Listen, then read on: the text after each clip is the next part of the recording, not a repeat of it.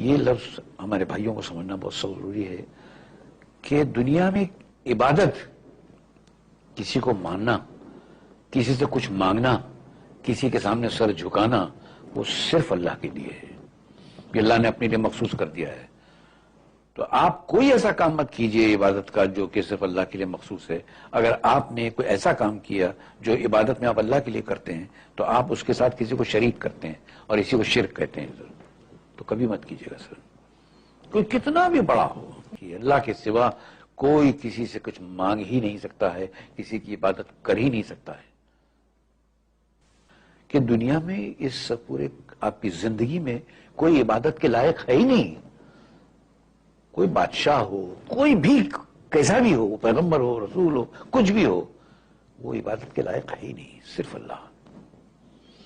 ये मखसूस है अल्लाह के लिए। और अगर किसी ने भूल से किसी से मांग लिया, किसी के दरबार बारगाह में जाकर कुछ मांग लिया, तो उसने उस काम में, इबादत के डिपार्टमेंट में उसको अल्लाह का शरीक कर दिया सर। तो फिर अल्लाह नहीं बख्शेगा सर। कि ऊपर वाले के साथ आपका जो कनेक्शन है वो डायरेक्ट है।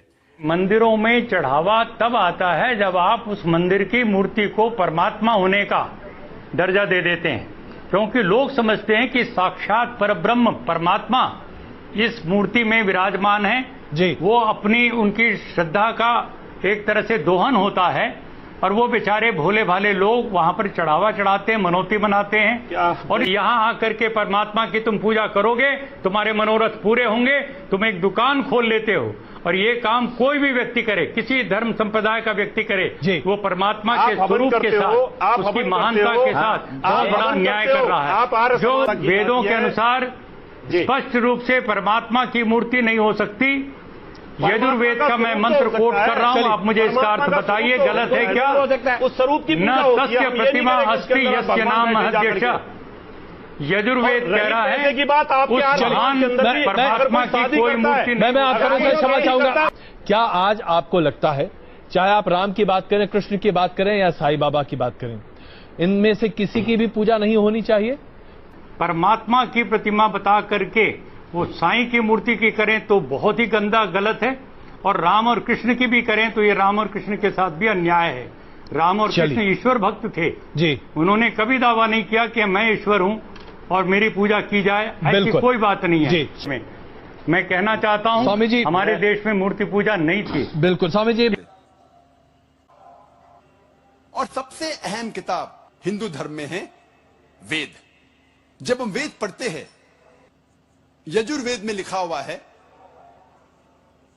पाठ नंबर 32 मंत्र नंबर 3 में, न तस्य प्रतिमा अस्ति, उस भगवान, उस खुदा की कोई भी प्रतिमा नहीं है, कोई भी बुत नहीं है, कोई भी स्टैच्यू नहीं है, स्कल्पचर नहीं है, फोटोग्राफ नहीं है, पेंटिंग नहीं है। जिक्र है यजुर्वेद में पाठ नंबर 40 मंत्र नंबर 9 में, अंधात्म प्रविशंति या असंभूति मुपास्ते। यह संस्कृत श्लोक है जिसके मानी है अंधात्म, अंधकार में, प्रविशंति, दाखिल हो रहे हैं। जो लोग असंभूति की पूजा करते, असंभूति की माने नेचुरल थिंग्स, कुदरती चीजें, हवा, पानी, आग। यजुर्वेद में लिखा हुआ है अंधकार में दाखिल हो रहे हैं वो लोग जो कुदरती चीजों की इबादत करते हैं, पूछते हैं, जैसे कि हवा, पानी, आग। और आगे लिखा हुआ है और घोर अंधकार में दाखिल हो रहे हैं वो लोग जो संभूति की पूजा करते हैं। संभूति की मानी इंसान की बनाई हुई चीजें, जैसे टेबल, कुर्सी, बुत वगैरह। अगर आप कुदरती चीजों की इबादत करते हैं तो आप अंधकार में दाखिल हो रहे हैं। अगर आप बनाई हुई चीजों की इबादत करते हैं तो आप और घोर अंधकार में दाखिल हो रहे हैं।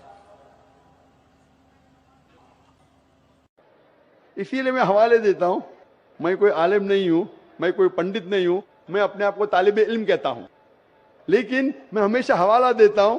तो किसी को भी शक है किसी को भी शुबा है तो घर पे जाके चेक कर सकता है, या इंटरनेट पे जाइए, आप टाइप करो, वेद भी इंटरनेट के ऊपर है, कुरान भी इंटरनेट के ऊपर है, टाइप करो, रेफरेंस टाइप करो, आपको हवाला मिल जाएगा। एक सवाल है, इस्लाम में हर गुनाह माफ है, लेकिन शिर्क की माफी क्यों नहीं है? अगर इंसान कत्ल करता है उसे माफी है, जिना करता है उसे माफी है, लेकिन शिर्क की माफी क्यों नहीं है? भाई साहब का सवाल है कि इस्लाम में सारे गुनाह की माफी है, शिर्क की नहीं। कत्ल करता है माफी है, जिना करता है माफी है, शिर्क की माफी क्यों नहीं? आप कुरान मजीद के बारे में जिक्र कर रहे जो सूरह निसा में है, सूरह नंबर 4 आयत नंबर 48 और आयत नंबर 116। इन दो आयतों में सूरह निसा सूरह नंबर 4 में लिखा है कि अगर अल्लाह चाहे तो कोई भी गुनाह को माफ कर सकता है, लेकिन शिर्क को कभी नहीं माफ करेगा, क्योंकि जो शिर्क किया है वो बहुत भटक चुका है। तो इसमें यह नहीं लिखा है कि अब जिना करेंगे तो माफ करेगा ही, कर सकता है अगर आप तौबा करेंगे तो। अगर आप तौबा करते कि मैंने जिना किया हूं, मैंने कत्ल किया हूं, मुझे माफ कर दे और इंशाल्लाह मैं आइंदा नहीं करूंगा, तो अल्लाह माफ करेगा। उसी तरीके से शिर्क भी, अगर आप शिर्क करते हैं और अल्लाह से माफी मांगते हैं कि मैं अगली बार शिर्क नहीं करूंगा, तो अल्लाह शिर्क को भी माफ कर सकता है। लेकिन शिर्क की हालत में मरेंगे तो माफी नहीं है। आप मुशरिक जैसा मरेंगे, शिर्क करते हुए मरेंगे तो माफी नहीं। अगर आपने शिर्क किया, लाइक आज आप देख रहे हैं, कल भी परसों भी कितने गैर मुस्लिम बुत परस्ती करते थे, शिर्क करते थे, मूर्ति पूजा करते थे, अभी मुस्लिम बन गए। अल्लाह ताला बेशक माफ करेगा। और जिस दिन आप इस्लाम कबूल किए, आपके पिछले गुनाह सारे माफ, आपका स्लेट क्लीन। मैं माशाल्लाह अभी 46 साल का हूं, अच्छे काम करता हूं, इंसान हूं, गलतियां भी करता हूं। आप अगर इस्लाम कबूल करे, आपका स्लेट क्लीन। मेरे तो स्लेट में तो काफी चीज ऊपर नीचे है। अगर आप इस्लाम कबूल करें तो अल्लाह के रसूल फरमाते आपके सारे गुनाह माफ, स्लेट इज क्लीन। तो आप एक साफ सुथरे मुसलमान बनते, इसके बाद हिसाब किताब शुरू होगा। मैं पूछना चाहता हूं, आप मूर्ति पूजा में मानते भाई साहब? जी मानते हैं। क्यों, आपको लगता नहीं गलत है? आप क्या हिंदू है? जी। आपके मजहबी किताब में लिखा है, छंदोग्य उपनिषद में चैप्टर नंबर 6 अध्याय नंबर 2 श्लोक नंबर 1, एकम अद्वितीयम, खुदा एक है, उसके अलावा कोई नहीं है। लिखा है श्वेता उपनिषद में अध्याय नंबर 6 मंत्र नंबर 9, नाचस्य कस्य जनिता न चदीपा, उस ईश्वर, उस भगवान का कोई रब नहीं, उसके कोई वालदेन नहीं। लिखा है श्वेता उपनिषद में चैप्टर नंबर 4 मंत्र नंबर 19 में, न तस्य प्रतिमा अस्ति, उस ईश्वर, उस भगवान की कोई प्रतिमा नहीं, कोई अक्ष नहीं, कोई पिक्चर नहीं, कोई पेंटिंग नहीं, कोई फोटोग्राफ नहीं, कोई मूर्ति नहीं, कोई बुत नहीं। लिखा है यजुर्वेद में चैप्टर नंबर 32 वर्ष नंबर 3 में मंत्र नंबर 3 में, न तस्य प्रतिमा अस्ति, उस ईश्वर, उस भगवान की कोई प्रतिमा नहीं, कोई अक्ष नहीं, कोई पिक्चर नहीं, कोई पेंटिंग नहीं, कोई फोटोग्राफ नहीं, कोई बुत नहीं, कोई मूर्ति नहीं। तो साफ तौर पे कई जगह आप हिंदू की मजहबी किताब में लिखा है कि मूर्ति पूजा गलत है, तो क्यों आप मूर्ति पूजा करते?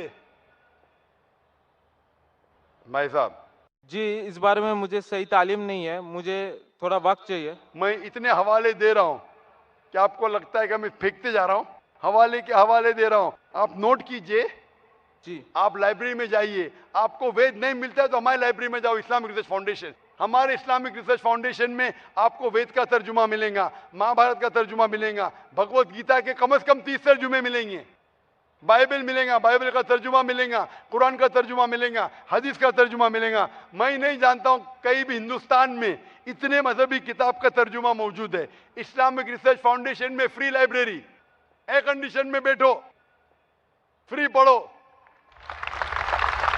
इंशाअल्लाह आपको चाय पानी भी दूंगा मैं।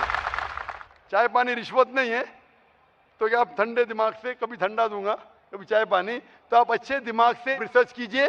हमारे पास कंप्यूटर सॉफ्टवेयर है, आप क्या जानना चाहते हैं वेद के ऊपर बटन दबाओ, मिलेगा आपको। किधर लिखा है मूर्ति पूजा हराम है? बटन दबाओ, कंप्यूटर में निकलेगा बाहर। वेद के कंप्यूटर सॉफ्टवेयर है, बाइबल के कंप्यूटर सॉफ्टवेयर है, कुरान के कंप्यूटर सॉफ्टवेयर है, हदीस के। तो मैं आपसे दरखास्त करता हूं कि आप रिसर्च कीजिए कि खुदा एक है, रिसर्च कीजिए कि मूर्ति पूजा गलत है, रिसर्च कीजिए कि आखिरी पैगंबर मोहम्मद सल्लल्लाहु अलैहि वसल्लम है। और मैं दुआ करता हूं कि आपको हक जल्दी मिलेंगे। ताकि आप इस दुनिया और आखिरत में सफलता पाए। शुक्रिया।